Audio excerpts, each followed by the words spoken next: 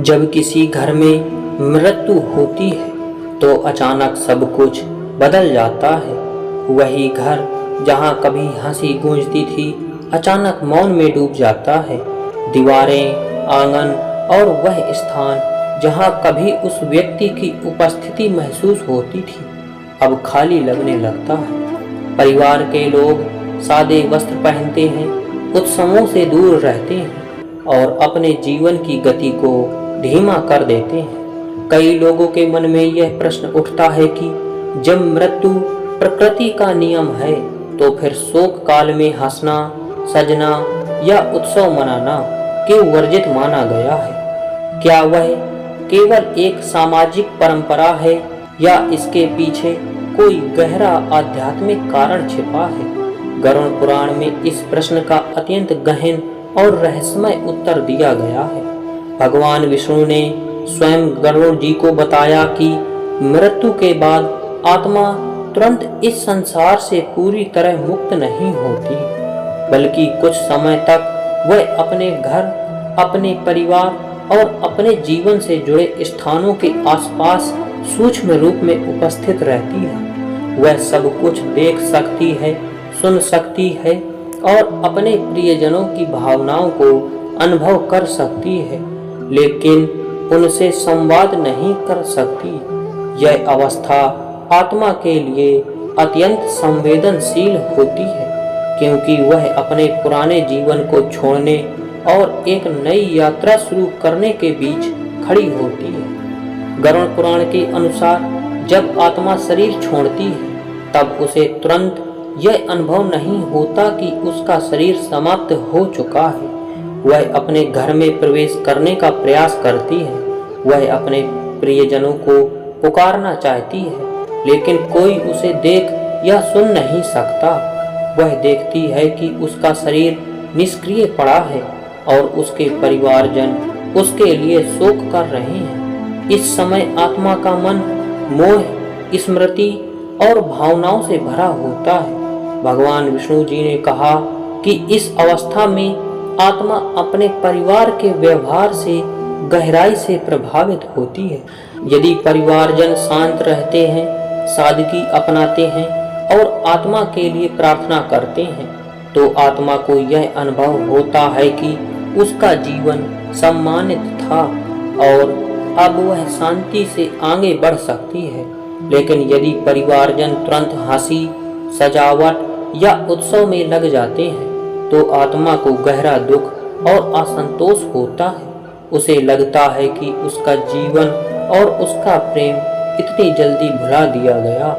यह भावना आत्मा के मोह को और बढ़ा देती है और उसकी आगे की यात्रा कठिन हो जाती है। भगवान विष्णु जी ने गरुड़ जी को समझाते हुए कहा कि शोक काल केवल आत्मा के सम्मान के लिए ही नहीं, बल्कि आत्मा की मुक्ति के लिए भी आवश्यक है।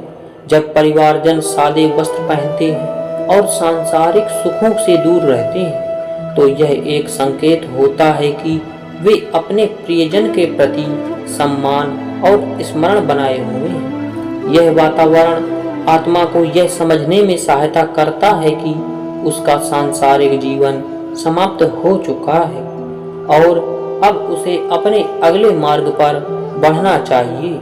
गरुड़ पुराण में वर्णन मिलता है कि मृत्यु के बाद पहले कुछ दिनों तक आत्मा अपने घर के आसपास रहती है और धीरे धीरे अपने संबंधों से मुक्त होती है। इस समय परिवार की प्रार्थना, मौन और संयम आत्मा के लिए मार्गदर्शक का कार्य करते हैं। यदि परिवारजन इस समय उत्सव, संगीत या सजावट में लग जाते हैं तो आत्मा का मन भ्रमित हो सकता है और वह अपने मोह से मुक्त नहीं हो पाती। गरुड़ पुराण में एक कथा का उल्लेख मिलता है कि एक नगर में एक व्यक्ति अपने परिवार से अत्यंत प्रेम करता था और उसने अपना पूरा जीवन उनके सुख के लिए समर्पित किया था। जब उसकी मृत्यु हुई तो प्रारंभ में परिवार ने शोक मनाया, लेकिन कुछ ही समय बाद वे अपने दैनिक जीवन में लौट आए और उत्सवों में भाग लेने लगे। उस व्यक्ति की आत्मा जो अभी भी अपने घर के आसपास थी। यह देखकर अत्यंत दुखी हुई। उसे लगा कि उसका अस्तित्व अब किसी के लिए महत्वपूर्ण नहीं रहा। उसका मन मोह और पीड़ा से भर गया। वह अपने अगले लोक की यात्रा नहीं कर पा रही थी। कुछ समय बाद एक संत उसी घर में आए और उन्होंने ध्यान के माध्यम से उस आत्मा की व्यथा को महसूस किया। उन्होंने परिवार से कहा कि शोक काल आत्मा को सम्मान पूर्वक विदा करने का समय होता है और यदि वे संयम नहीं रखेंगे तो आत्मा को शांति नहीं मिलेगी। परिवार ने संत के शब्दों को समझा और सादगी, प्रार्थना और संयम को अपनाया। धीरे धीरे आत्मा का मोह समाप्त हुआ और उसे शांति प्राप्त हुई। भगवान विष्णु जी ने यह भी बताया कि शोक काल जीवित लोगों के लिए भी एक महत्वपूर्ण आध्यात्मिक अवसर होता है। यह समय मनुष्य को यह स्मरण कराता है कि जीवन अस्थायी है और शरीर नश्वर है।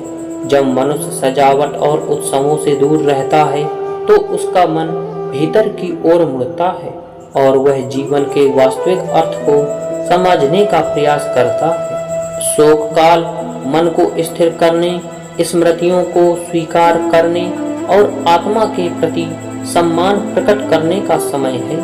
यदि इस समय व्यक्ति बाहरी आनंद और उत्सव में खो जाता है तो वह इस आध्यात्मिक अवसर को खो देता है। गरुड़ पुराण के अनुसार संयम और सादगी आत्मा और परिवार दोनों के लिए शांति का मार्ग बनाते हैं। गरुड़ पुराण में विशेष रूप से मृत्यु के बाद के पहले 13 दिनों को अत्यंत महत्वपूर्ण माना गया है। यह समय आत्मा की यात्रा का प्रारंभिक चरण होता है, जब वह अपने पिछले जीवन से धीरे धीरे मुक्त हो रही होती है।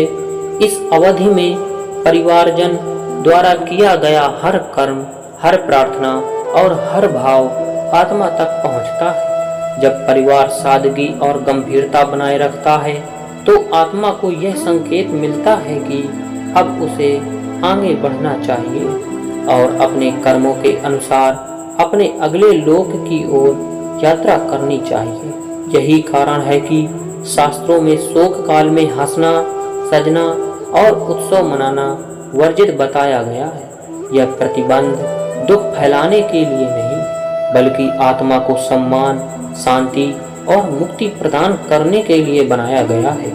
गरुड़ पुराण का यही गहरा संदेश है कि मृत्यु के बाद भी आत्मा अपने प्रियजनों के भावों को अनुभव करती है और उनका संयम और सम्मान ही आत्मा की शांति का मार्ग बनता है।